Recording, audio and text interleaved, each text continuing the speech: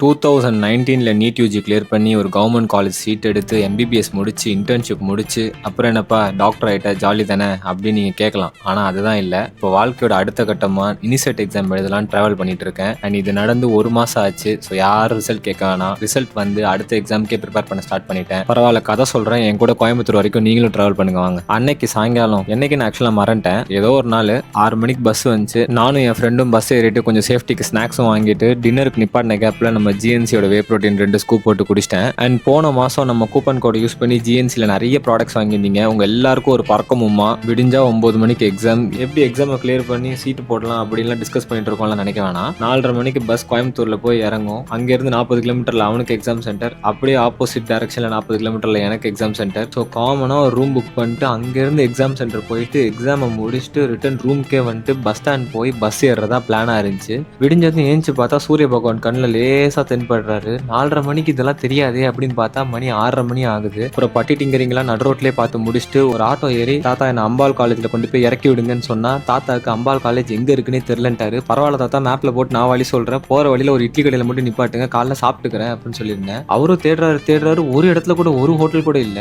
எனக்கு ஒரு முக்கியமான டவுட், உண்மையாவே கோயம்புத்தூர்ல இருக்கவங்க எல்லாரும் பண்ணு சாப்பிட்டே வாழ்றீங்களா? அதை விட முக்கியமான ஒரு டவுட் என்னன்னா, யார் அந்த திவ்யா? எங்க பார்த்தாலும் Divya bakery, Sri Divya bakery, Divya bakes, யாரா அந்த திவ்யா மணி? அப்புறம் கடைசியா ஒரு ஹோட்டல் இருந்தது. அங்க போய் சுட 3 இட்லி சாப்பிட்டுட்டு மறுபடியும் ஆட்டோல ஏறி காலேஜ் கிட்ட வந்ததுக்கு அப்புறம் தாத்தா சொல்றாரு, தம்பி ப்ரொஃபஷனல் காலேஜ்னு சொல்லியிருந்தா கரெக்டா கூட்டு வந்திருப்பேன்லப்பா அப்படிங்கிறாரு. அப்புறம் எக்ஸாம் சென்டருக்குள்ள போயிட்டேன். எக்ஸாம் முடிச்சு ரிட்டர்ன் வரும்போது யாரோ ப்ரோன்னு கத்திட்டே வராங்க. என்னன்னு திரும்பி பார்த்தா இந்த மனுஷன் நின்று இருக்காரு. ப்ரோ, நானும் எக்ஸாம் தான் எழுத வந்தேன், உங்க ஃபாலோவர் ப்ரோ, நீ எங்க போகணும் சொல்லுங்க, நான் உங்களை பைக்ல டிராப் பண்ணிடுறேன் அப்படின்னாரு. ரொம்ப தங்கமான மனுஷன். நம்மால் பேர் மணிகண்டன். நண்பா, அடுத்த எக்ஸாம் ப்ரிப்பேர் பண்ணிட்டு இருந்தீங்கன்னா கொஞ்சம் கம்மியாக ப்ரிப்பேர் பண்ணுங்க. இன்னும் நம்ம பாஸ்கரன்ல வர மாதிரி நிறைய எக்ஸாம் பார்க்க வேண்டியிருக்குது ஒன்னா. அப்புறம் போற வழியில நானும் நண்பரும் 2 கரும்பு ஜூஸ் குடிச்சிட்டு நேரா என்ன பஸ் ஸ்டாண்ட்ல கொண்டு போய் இறக்கி விட்டாரு. அப்புறம் நானும் என் ஃப்ரெண்டும் ரீயூனைட் ஆகி பஸ்ல ஏறி எக்ஸாம் எப்படி போச்சுன்னு டீப்பா ஒரு டிஸ்கஷன் போட்டு படுத்து தூங்கணும். விடிஞ்சதும் காலையில சென்னை வந்துச்சு. இறங்கி ரேபிடோ புக் பண்ணி வீட்டுக்கு வந்துட்டு டாட்டா பை பை கைஸ்.